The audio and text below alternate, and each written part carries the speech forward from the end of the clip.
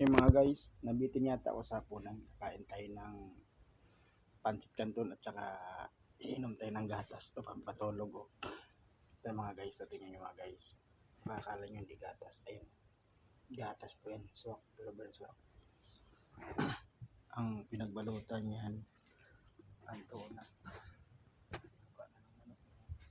Tapos yung canton, hindi po drawing. Ayan po yung canton.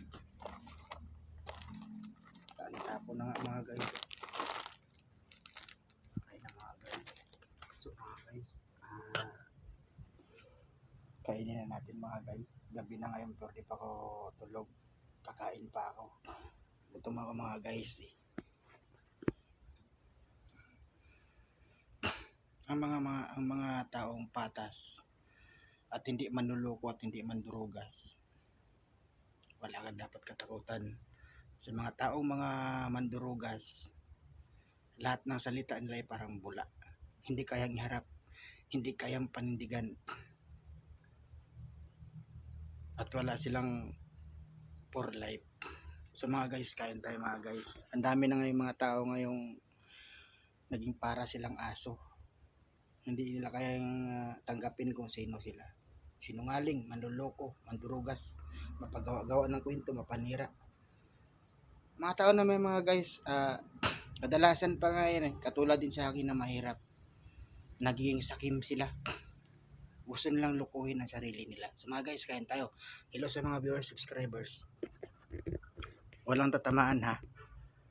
Katotohanan lang yon. Oh, marami na ngayong tao na kahit hindi alam ang sinasabi niya, gusto niyang manira. Para siyang aso, lulukuhin niya sarili niya. Pakahirap po ng mga guys. Wag po ganun. Mga guys, sa mga viewers ko, thank you so much. Pag-subscribe na lang po. Kain tayo.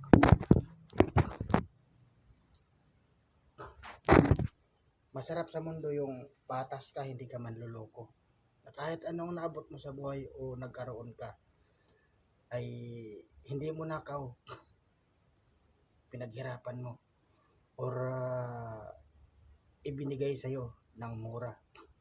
Yun ang pinakamaganda. Dahil hindi katulad sa mga manluloko, lahat ay gagawin para may maloko. So yung mga guys, ano lang po yun, para sa lahat. Sana po maging aral yung salita ko na yun. Huwag nyo po lukuhin ng mga sarili nyo. Walang tatamaan ha. So mga guys, kakain tayo.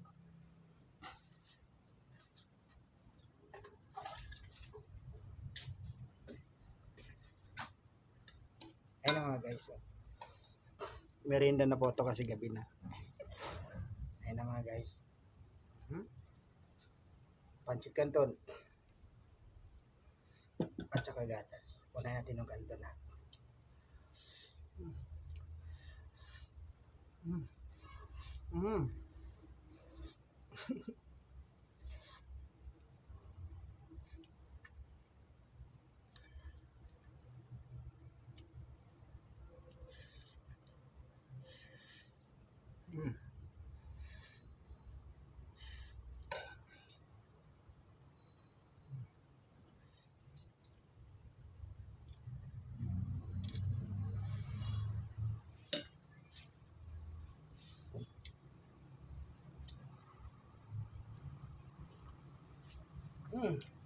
Sarap mga guys.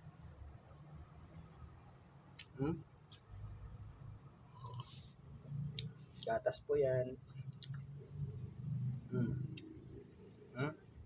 Gatas, patuloyin ko. Good morning coming, good morning. Hello Thursday.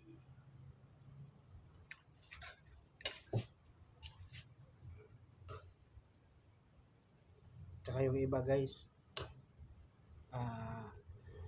maperwisyo sila sa kapwa nila. Gusto nila yung sirain yung kapwa nila, perwisyohin nila, masabot sila ng manluloko. Pero guys, hindi ko man sinasabi na pero mali yun. Ayoko pong sabihin tama yun, mali po yun. Dahil ang tao, kagaya sa akin, sa alaga kong manok, Nabinta sa akin ng pinsan ko ng 3.5 budget meal. Puro sa paham niya 15, 25. Ngayon, kahit 3.5 yan, piniresyo. Ngayon, yung 3.5 na yun, saan ba pupulutin yun? Kaya guys, napakasakit. Kasi ang taong malinis ng konsensya, kahit saan ka mapunta at madaan, wala kang kinakatakutan. Pero ang mga manloloko, hindi nila kayang panindigan dahil magic. Mga guys, yung iba, gusto lang makapanloko at makapamira, magawa-gawa ng kwento. Walang tatamaan ha. Sa mga viewers ko ulit, good morning.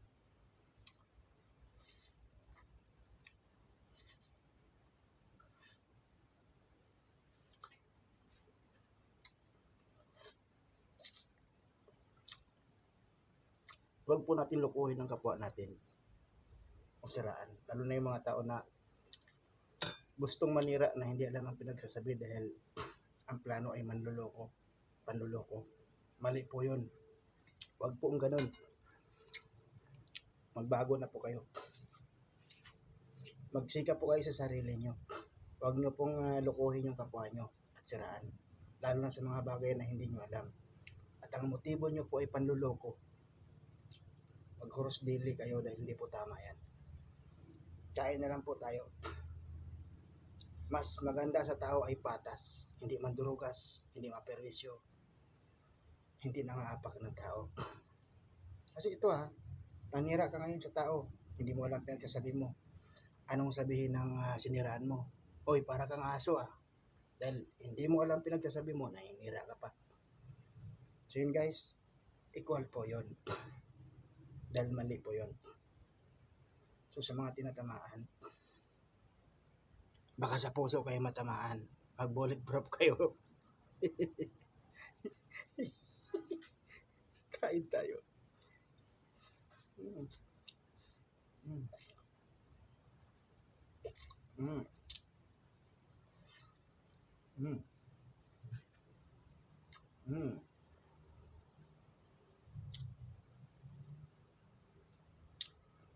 Kadami ngayong mga tao na mga manluloko guys. Sana hindi sila maaksidente sa kalokohan nila. Kasi yung pinaggawa na ng kwento, mainis yan. Tapos malaman na gawa-gawa, mahapatay din yan. Ako nahawa din ako. Sana hindi sila mabaril.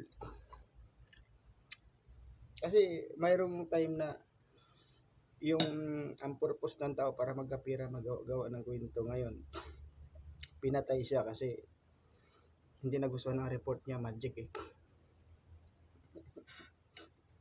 guys, masarap maging patas. Tandaan yan mga guys. Good morning. Sayang ang gatas. May kanton pa.